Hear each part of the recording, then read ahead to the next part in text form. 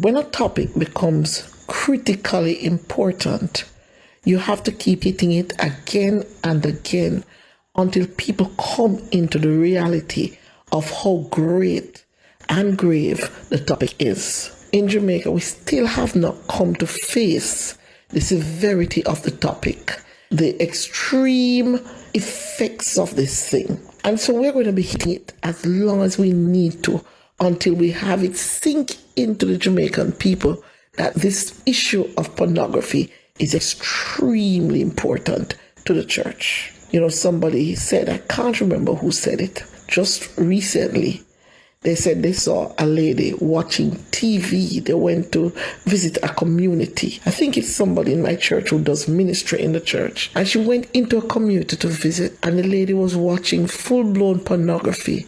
And the child was there with her. The child was like a little over 1. And, you know, when she said, so you really watch the porn and the baby's here?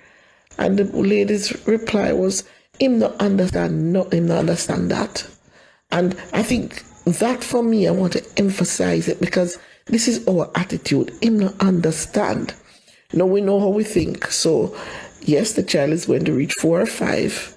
And when they're caught watching the pornography and the child is 4 or 5, the reason changes now. It might still be that they think they don't understand. But no, the reasoning is, well, they're going to see it anyway, so they might as well see it. Or it's going to be after nothing, not just so life go. We have to look at these things. And particularly burdened by the effects of pornography on children. In one of our previous programs, I mentioned that experts are now saying it's not a matter of whether or not the child will see porn, it's a matter of when. As parents, it's very difficult sometimes to know whether or not our children are viewing pornography. Remember, it can happen at school, it can happen at home, it can even happen at church. And so it's not so easy to find out, are they really viewing pornography?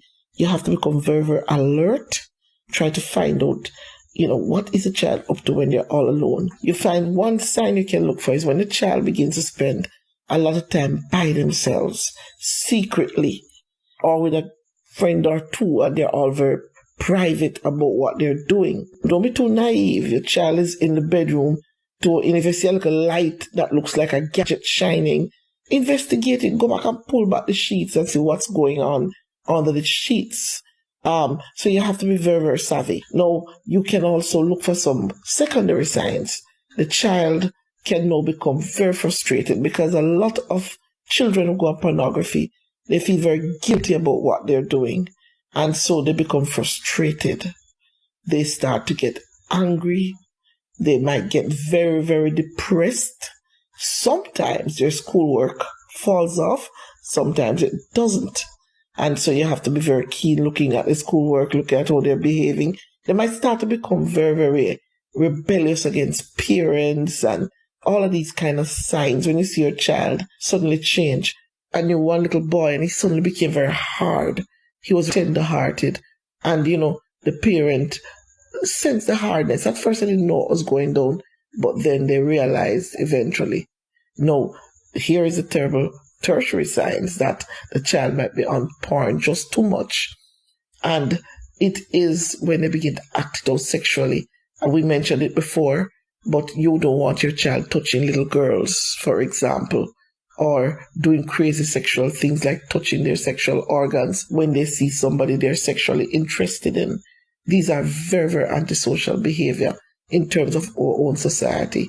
And so you don't want your child to reach that level. But you have to become very keen, very alert. Listen to his testimony to see what happened to one young man as he pursued pornography. My name is Micah Wood, and I grew up a pastor's son for the majority of my life, just going after God, experiencing His presence and His love and His touch in my life. But by the time I was 15 years old, I had developed just an outrageous addiction to pornography. And it so affected every area of my life that I got to the point where I would cut pictures out of magazines and put them in my pocket and carry them to school or when I was hanging out with friends. And I thought about it at school, I thought about it at church, I thought about it at home. And my addiction just went to another level when we got internet in my home. On the weekends when my parents would go and visit my grandparents, I would lie so I could stay home. I'll tell you I was sick, but then spend hours upon hours looking at pornography on the computer, and then go in my room and lay on my bed and just cry and ask God for forgiveness. But it was so bad, and I knew I could not stop doing it, that I got to the point where I stopped asking for forgiveness altogether. And I was very suicidal.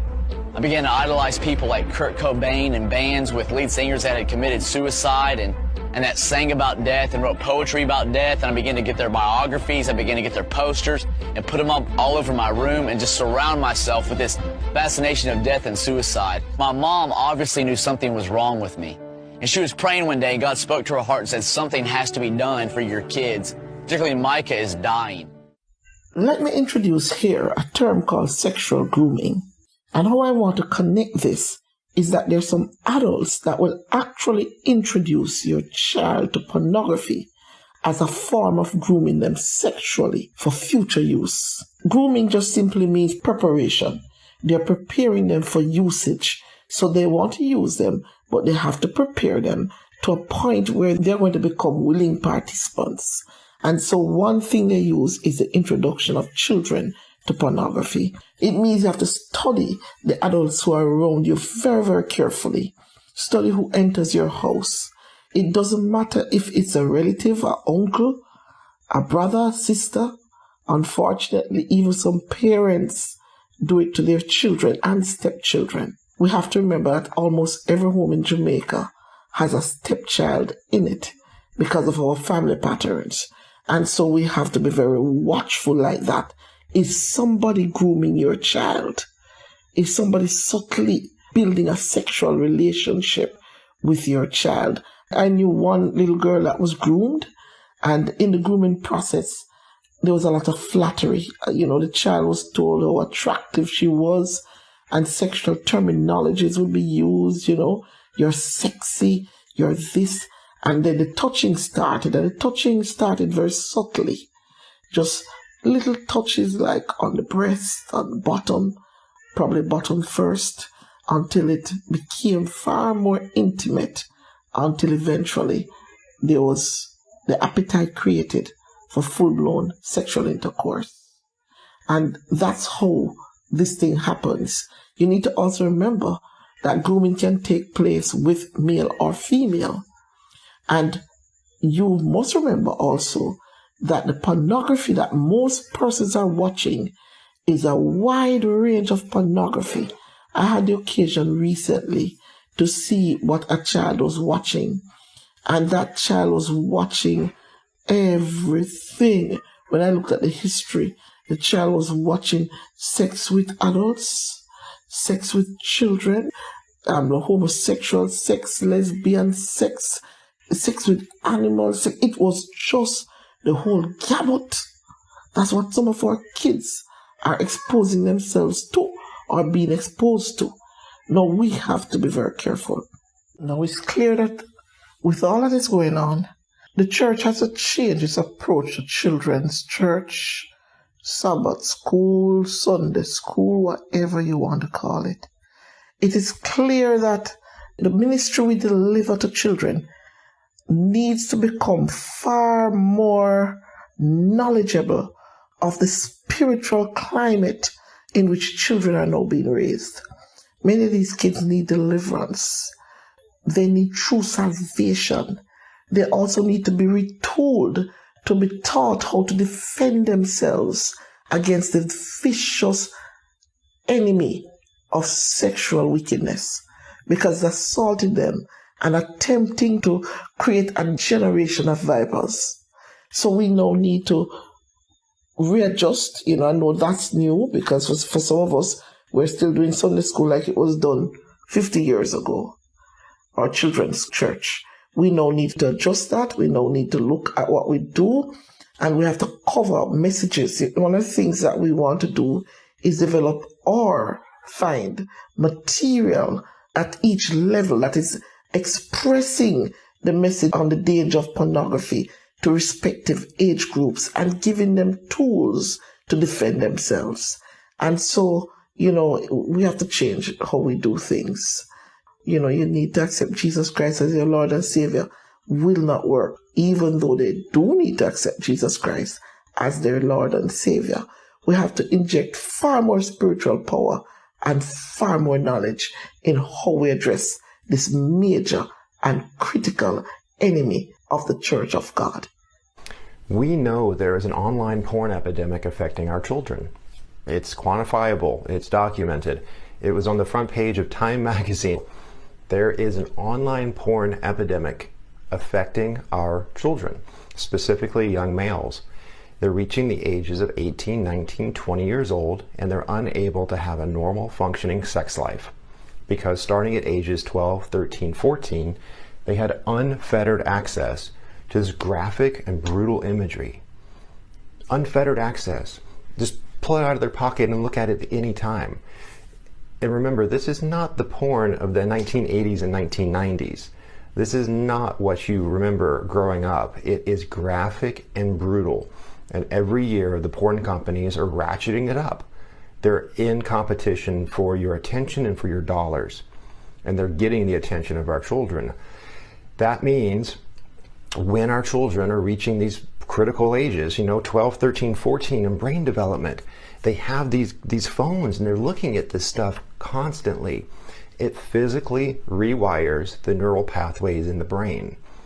And so they're unable to have a normal functioning sex life with a partner. This is happening. This is real. And we're just seeing the tip of the iceberg right now.